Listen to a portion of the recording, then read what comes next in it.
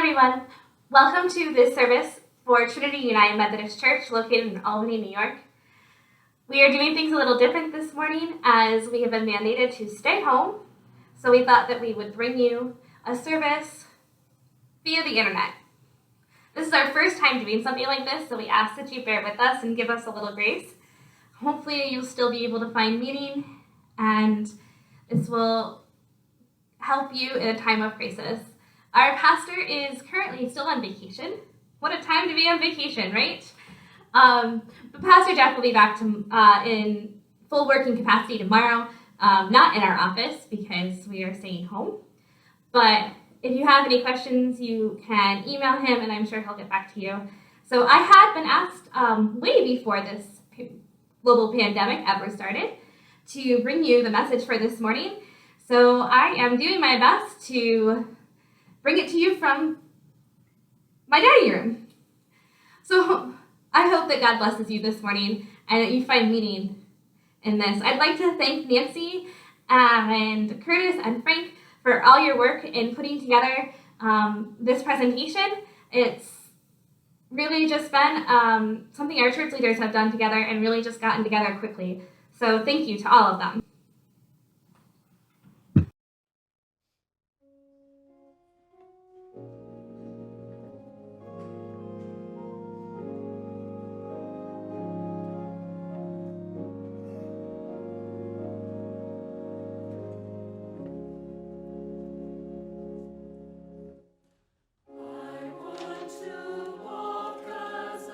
Child of the light, I want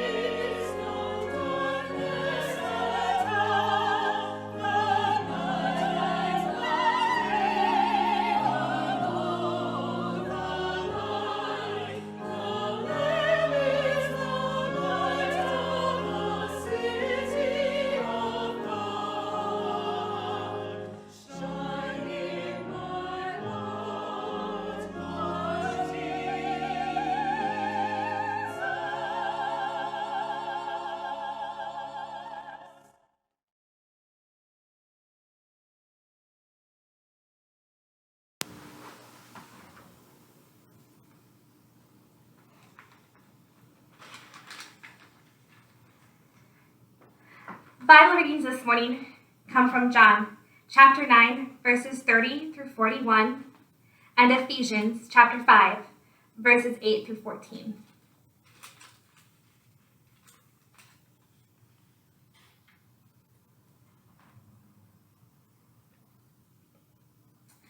The verse from John is kind of in the middle of a story where Jesus had healed a blind man. And the church leaders didn't believe him and didn't believe that Jesus had performed this miracle. So the blind man, or the formerly blind man, is in a temple defending Jesus. The man answered, "Now that is remarkable. You don't know where he comes from, yet he opened my eyes. We know that God does not listen to sinners. He listens to the godly man who does his will. Nobody has ever heard of opening the eyes of a man born blind. If this man were not from God, he could do nothing." To this they replied, "You were steeped in sin at birth. How dare you lecture us?" And they threw him out. Jesus heard that they had thrown him out, and when he found him, he said, "Do you believe in the Son of Man?" "Who is he, sir?" the man asked. "Tell me, so that I may believe in him." Jesus said, "You have now seen him. In fact, he is the one speaking with you." Then the man said, "Lord, I believe," and he worshipped him. Jesus said, "For judgment I have come into this world, so that the blind will see, and those who see will become blind." Some of the Pharisees who were with him heard him say this and asked, "What? Are we blind too?" Jesus said, "If you were blind, you would not be guilty of sin. But now that you claim you can see, your guilt remains."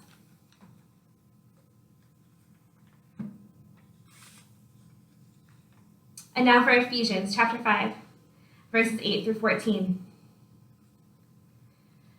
"For you were once darkness, but now you are light in the Lord. Live as children of the light, for the fruit of the light consists in all goodness, righteousness, and truth. And find out what pleases the Lord.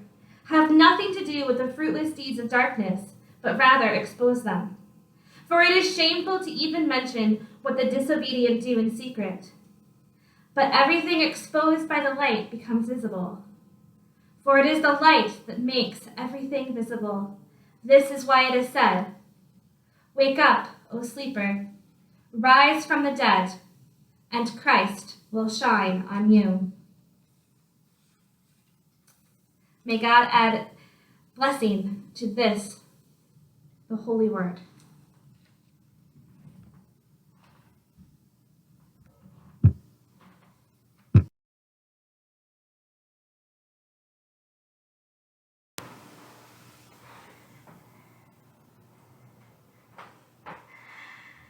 So things are a little different this morning. For the first time, Trinity has had to come up with a way to present a service in a format that we are not comfortable with. But maybe we can still reach our audience and maybe more people in a new and different way. It kind of seems like we're all in this season of darkness. We hear daily of these new cases of this virus that has caused mass hysteria across our nation and across our world. Schools have been canceled, businesses closed, meetings, conferences, vacations postponed. Many people are left wondering, what's next? What do we do now? Now, thankfully, as Christians, we have a reliable source. And no, I'm not talking about Facebook or Snapchat or Twitter or any other social media platform. Our source, with a capital S, is God and God's Word and God's Son. When we're not sure which end is up, we have the Bible to give us strength and hope. I find the scripture from the lectionary this morning actually pretty apropos to our current situation. I was going to use them anyways for my presentation for this morning, but they seem really in tune to what we're going through. The one that wasn't read earlier was the 23rd Psalm. A psalm that talks about where our hope comes from and where our strength lies. Normally we would read it in church from the NRSV, but I wanted to read it this morning from the Message. For those of you who aren't familiar with the Message, it is a paraphrase written by Eugene Peterson. Not an exact translation, but maybe in language that we would normally use in our day-to-day lives. So here it is. God, my shepherd, I don't need a thing. You have bedded me down in lush meadows. You find me quiet pools to drink from. True to your word, you let me catch my breath and send me in the right direction. Even when the way goes through Death Valley, I'm not afraid when you are at my side. Your trusty shepherd's crook makes me feel secure. You serve me a 6-course dinner right in front of my enemies. You revive my drooping head. My cup brims with blessing. Your beauty and love chase after me every day of my life. I'm back home in the house of God the rest of my life.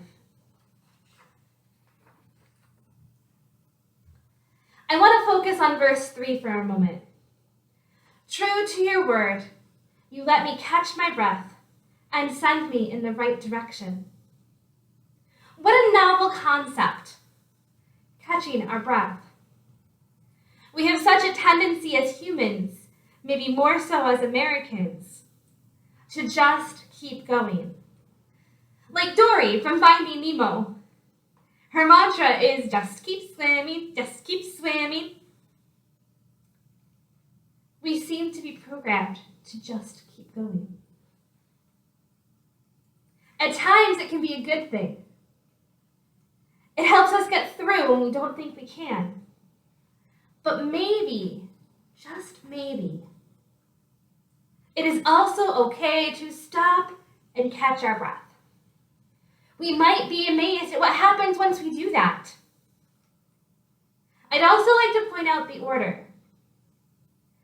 First is catching our breath, and second, God is pointing us in the right direction. I didn't write this, but I'm pretty sure it's purposeful. How are we supposed to know which direction God is sending us if we're so busy going our own direction and doing our own thing that we are unable to pay attention? What happens when we stop to catch our breath? We're not moving. We're not talking.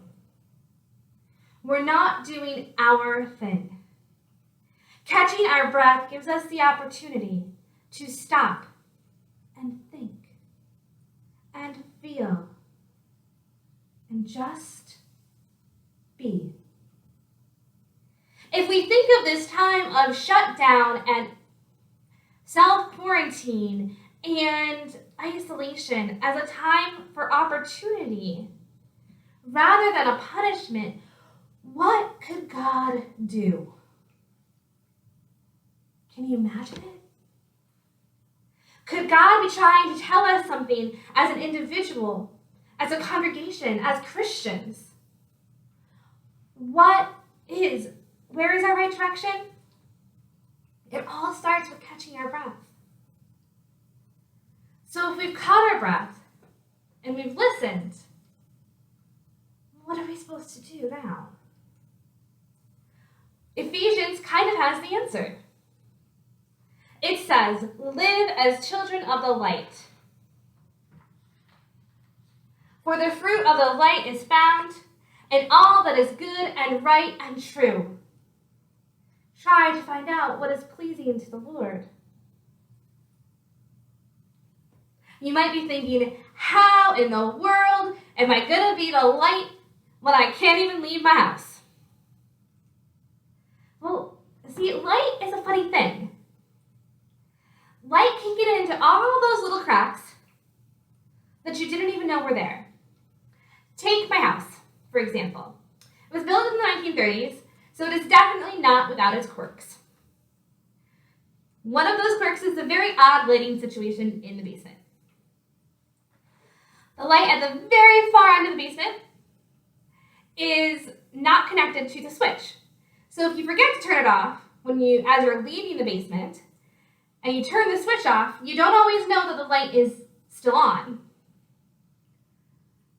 I do this quite frequently. You can ask my husband. But on one occasion, I left the light on, and it was kind of getting dark, and I walked upstairs and went to put something away in the coat closet,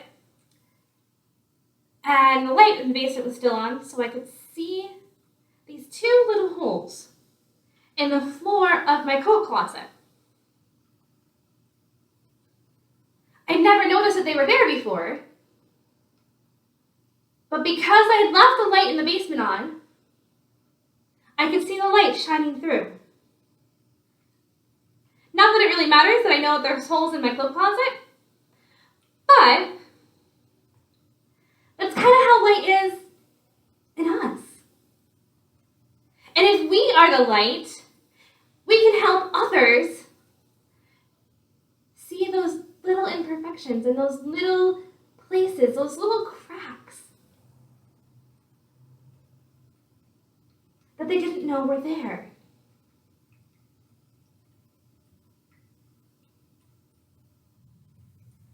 There's a sense of general panic across our state right now and across our nation. How can we be the light to others if we aren't supposed to see them? Well, many of us have social media platforms, and I know a lot of people have been using them to spread laughter and cheer and light, but others have been using them to spread panic and fear. We have a duty to be the light, to be the ones spreading hope and faith and laughter and all these things that come from God.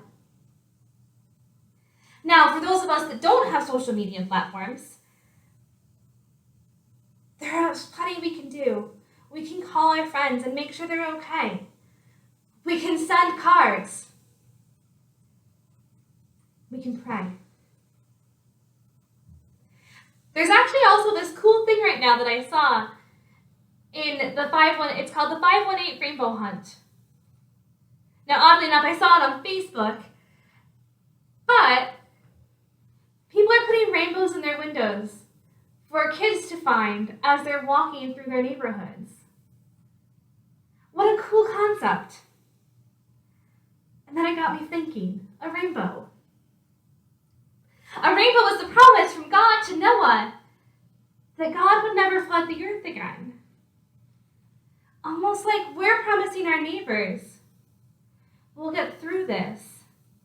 It'll be okay. Here's some light.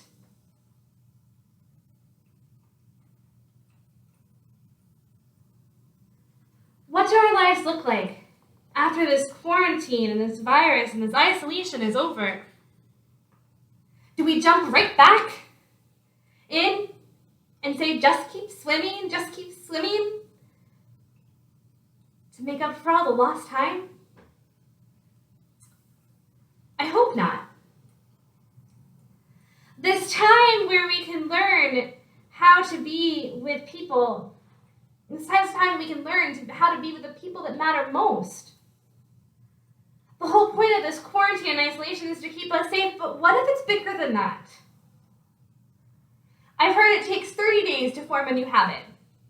When I Googled this, I actually found that the average is a little higher. According to healthline.com, the average is about 66 days with a range from 18 to 254. Oh my goodness, I hope it doesn't take 254 days to get through this quarantine. I actually don't even really want it to be 66 days. I'd rather it be more on the 18 side of things. But maybe this is a time to spend making new habits. Maybe this is our opportunity to start working on being the light of Christ in the world. I know a lot of us are working from home. I know I am. And I'm trying to find ways to help parents who are working from home or just laid off or furloughed from this whole thing to keep their pre-K kiddos entertained and, more importantly, ready for kindergarten. I still have reports to write and assessments to do and IEP meetings to attend. But in all of this, we need to find new ways to be light for each other. I know I can't just sit at my computer for 8 hours. I might go crazy. And I'm sure many of you are in the same boat. Being at home doesn't feel like being at work and going to the office, and it includes a whole new host of distractions. Maybe those distractions can help us in this new opportunity to be the light. Maybe those distractions are our opportunity to take a break, write a card, call a friend. Light also has a way of connecting things. There is a saying about the light at the end of the tunnel, that we're going to get through this, we can see the light. It connects the inside of a dark, dreary tunnel to the outside world where it's light. We can be that light. We can be the hope that people have to get through this dark time. There is a light. We can see it. What's more is that Christians have a light that no darkness can overcome. That light is Christ. He took a man who had been in darkness all his life and gave him sight. And when the leaders of the faith questioned what had happened, Jesus said, effectively, you're all in the dark. You don't know what you're talking about.